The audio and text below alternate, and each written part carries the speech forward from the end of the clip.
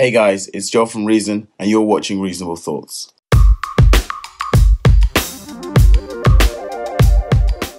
Brexit seems to be the only thing on the news agenda as if nothing else is happening in the UK government. Well, actually, the government's gone on with some pretty important things behind the scenes. A big shout out to Michael Gove at the Energy and Environmental Department. We've seen another announcement in the long list of ones on animal welfare standards and raising them.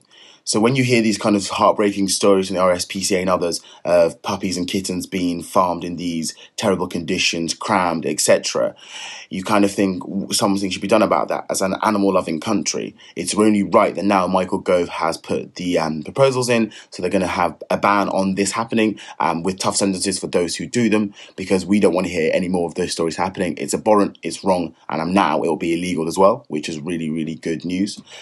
Sticking on the environmental front, they've made microbeads illegal in the last few months. So when, we use them in our showers, etc., shower gels, toothpaste, and they end up in the ocean, they can actually harm wildlife a lot. So it's great to see a ban on those things so that we can actually have less of an impact on our environment and the natural world that we live in.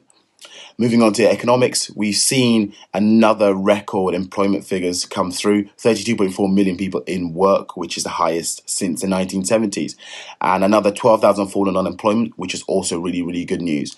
Because basically, the best way to get out of poverty, the best way to sustain yourself and your family is to have a job that pays you money that you can decide what to do with. So maybe the Conservatives should also think about lowering taxes as well. And then we've also seen that the difference between what the government estimates to spend in a month and the amount collected in taxes the last month was a surplus, so £2 billion more it had than it expected, which means it can do things like either put more money into public services, or it can start to think about a first sustained fall in the debt as a proportion of GDP, which they're thinking will happen next year.